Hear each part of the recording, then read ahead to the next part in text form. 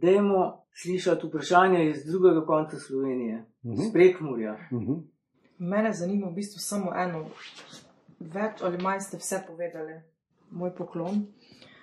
Mene zanima, kam plujemo, kaj nas čaka jeseni. Ja, to je zdaj zelo pomembna miselna orientacija. Ne? Jaz predlagam, pa ne mi zameriti, no, da je tak način tudi izražanja treba spremeniti, kaj nas čaka. Ne? Ker dogodki se ne spuščajo na zemljo, kot tako sami od sebe. Plani, ki jih imajo globalisti, so jasno postavljeni.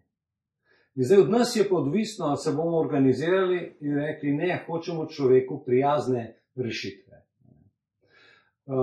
Oni so napisali agendo 2021, agendo 2030, imajo svojo digitalno preobrazbo, zdaj Slovenija tudi mirno podpisala, tale Andrijanič in tako naprej. Oni šibajo svoje zadeve za naš denar. Tega bi se ljudje morali zavedati. Sej oni ne delajo, kar delajo svojih prihrankov, tele Bill Gates pa tele. Monetarni sistem, monetarna dogma, o kateri jaz pišem tiste pač temeljna opozorila v tej knjigi tudi, je taka, da srka vrednost od prebivalstva sveta in ga potem uporabi za to, da to prebivalstvo sveta zasužnjuje. In mi se moramo stres zbuditi, ampak seveda ni dovolj, da se mi tako le pogovarjamo v določenih krogih, jaz lahko vse vem, vi lahko vse veste, imamo pa silno moč organiziran in zato se to tako preprečuje. In zato je tudi v teh naših vrstah alternativnih skupin, je ogromno agentov. Ne po slučaju, zato ker je to najbolj nevarno, da bi se ljudje med seboj povezali na nekih strokovnih, progresivnih stališčih. In moramo se enostavno iti v drugi smeri, ne recimo povežte se, ampak najprej v nekem jedru sprejeti program, analiza, cilji in tako naprej, in potem reči, kdo se strinja s tem. In potem ne pridejo zraven tistih, se strinjajo. Pri nas pa tele, recimo, alternativne skupine, enkrat pride en z neko idejo prasindikatov, pol pride en s starovedskimi skupnostmi, pol eden z globalnim repozitorijem, eden z naravnim pravom. Ampak, če pogledate rdečo nit vseh teh pobud, živi človek. Skupni imenovalec vsega tega je. Ne ukvarja se z slovensko ustavo. Čakaj na nekaj iz neba, glej za 3000 let nazaj, kako so v stari Indiji, tam se šli kastno skupnost, starovedske skupnosti. Naravno pravo je čista fikcija, z njim se je Francis Bacon ukvarjal, ampak v bistvu predpostavlja monarha in tako naprej. V nekaterih teh idejah je lahko tudi kaj pozitivnega, ampak temeljno je zadeva naslednja. Mi Slovenci, tako kot Avstrijci ali pa Hrvati, se moramo postaviti na stališče, da pravila sprejemamo mi sami. Narod si bo pisal sodbo sam. Ne vrag mu je nebo in ne tanar, pa dajmo to ponotraniti in razumeti, kaj to pomeni. To pomeni suverenost. Slovensko ustavo, ki je najvišji zakon, ki ga mi Slovenci med sabo sprejemamo, ki ga ne more noben globalni repozitorij ali pa Trump ali pa QAnonci ali pa Marsovci ali pa Saturnovci ali pa ne vem, iz Karantanje ne moramo zdaj sem prenesti ustoličevanja knezov. So pa tam kakšni principi lahko, ki so zanimivi za vgraditi v neka načela.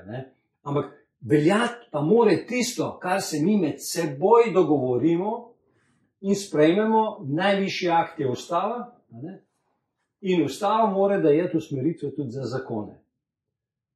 In mi moramo ustavo obdržati v tistih delih, ki so dobri, večina je dobra, ampak tam moramo dvigati zastobo tej ustavi in popraviti ustavo v tistih delih, ki so jih globalisti nam jih urinili noter od trenutka vstopa v Evropsko unijo naprej. Tako da, kaj nas čaka? Hude stvari so nam namenili, zdaj imamo tale spektakl ukrajinske vojne, ampak vojne so Vojne so del scenarija. In Putin in Zelenski sta oba dva tesno povezana z Klausom Schwabom.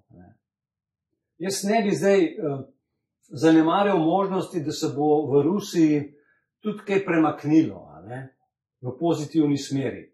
Ampak zavedati se moramo, da je Rusija do tega trenutka disciplinirano spoštovala vse ukaze Svetovne zdravstvene organizacije, da je njihovo cepivo Sputnik licenčno od Moderne,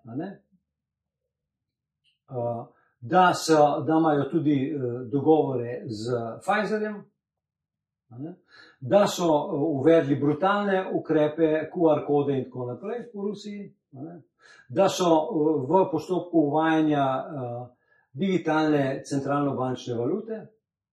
Se pravi, da bi zdaj razumeli, da zdaj je pa boj med dobrim in slabim, pa da je Putin na naši strani je pretirano. Zelenski je pa itak eksponent globalnega kapitala. Mi se moramo zavedati, da vojna v Ukrajini poteka od leta 2014. Od Majdanskega trga naprej, ko je šlo za barvno revolucijo in kjer so izropali Ukrajino in od takrat naprej nastopa tudi vodilna vloga nacizma, nacističnih skupin v Ukrajini in strahoten masakr slovanskega prebivalstva na vzhodu Ukrajine. Se pravi Donbas, Donetsk in Lugansk. In bi bilo isto tudi na Krimu, če ga ne bi priključili že kmalu v začetku, zaradi vojaško-strateških razlogov. Tako da vojne, potem inflacija. Inflacija ni iz neba prišla, inflacija ni naraven pojav, inflacijo povzročajo borzni špekulanti. Globoka država. Kaj pomeni? To pomeni naraščanje cen, s katerimi nam zmanjšujejo kupno moč. Nobenega naravnega razloga ni za to. Chemtrailsi in druge oblike zastrupljanja in manipuliranja vremena. Z njimi znižujejo uspešnost kmetijstva. To se obeta zelo slaba letina prihodna, konec leta, se pravi 2022. Ne zaradi narave taka, kot je, ampak zaradi tega, ker je vse manipulirano strani milijarderske kaste. Še enkrat, ne sprejemimo tega, kaj se nam obeta, kaj se bo zgodilo. Vedeti moramo, kaj nam pripravljajo, ker to se izvaja. Mi se moramo postaviti na svoje stališče. Mi tega ne sprejemamo. In se temu upiramo. Mislim, velik korak bi bil, če bi prepričali tele nesrečnike z nagobčniki, da je maska prvi zunanji izraz soglasja s suženjstvom. Pa testiranje stalna, pa tako naprej. Jaz vem, jaz sem velik na terenu, velik med ljudmi in tako naprej, da ljudje so prestrašeni, potem niti ne mislijo, da bi se upirali, tudi podjetnike. Ja, moramo, jaz sem se rajš cepil zato, da nimam, pa moram potovati, pa kupovati, pa tako naprej. So avtomatično to sprejeli. In ker gledal danes na jutri, jaz ga lahko čisto razumem. Ampak, zdaj smo tako v taki kritični situaciji, da moramo gledati, kam ta cesta pelje. Smo v napačni ulici. V tej ulici niso nobena vrata dobra. Tako da, načrti so seveda QR koda, vojne, inflacija, nadaljne zastrupljanje, intenzivno s chemtrailsi. Jaz sem poslušal enega hrvaškega strokovnjaka, magister Kemič, je rekel, da smo tle prav v centru tega poskusnega laboratorija za zastrupljanje. Poglejte gor. Se vidite tele zadeve, potem se to pretvori v te meglice, pada dol, zamegljuje sonce, zastira sonce. In ti idioti nam pa, globalisti, po eni strani govorijo sončna energija, pa sončne celice, pa tako po drugi strani mislijo zastirati sonce, v resnici pa to vse strup. In rešitve so seveda zelo enostavne. Mislim, najbolj eklatantno je, recimo, pogledati princip Nikole Tesle, ki je imel koncepte cenenega, skoraj brezplačnega zagotavljanja energije, pa so mu jih uničili. Ne? Se pravi, to je rekel, najbolj take eklatantne primere, je pa še manjši, še veliko, ne? Kaj bi se dal z raznimi tehnološkimi rešitvami, če bi iskali rešitve in spodbujali v dobro ljudi, bi lahko zelo hitro uredili vse probleme, ne? Vključno z številom prebivalstva in tako naprej.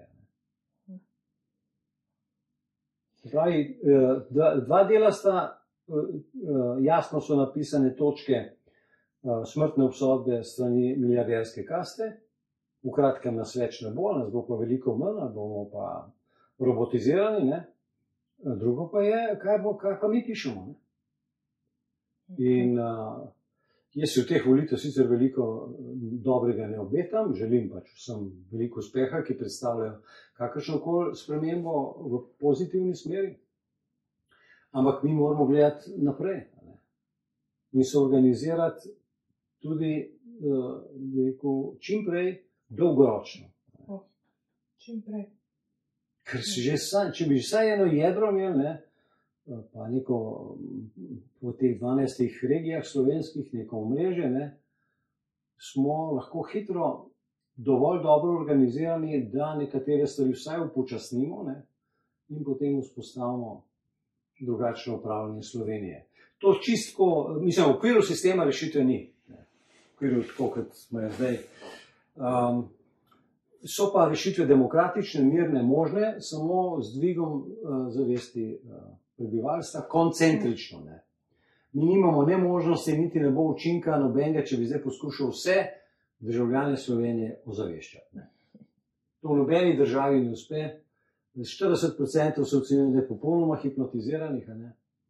Ampak 40% se podcenjuje, oziroma 30, 40 je to, se pravi, ta dva dela sta 30, po teh belgijskih, recimo, nekih študijah, ne, je kritično razmišljajočih. To smo pač tisti, ki si zastavljamo vprašanja. Ne. No in ko se bojo ti organizirali v smeri preživetja, se bo začelo dogajati. Upamo, da kmalu. Ja, od nas je odvisno. Vsak od nas mora vsak dan kaj narediti, noben ne more sam nič, noben ne more čudežev delati, ampak vsak dan poskušaš nekaj narediti v pravi smeri. Ne? Hvala za vaše globoke misli.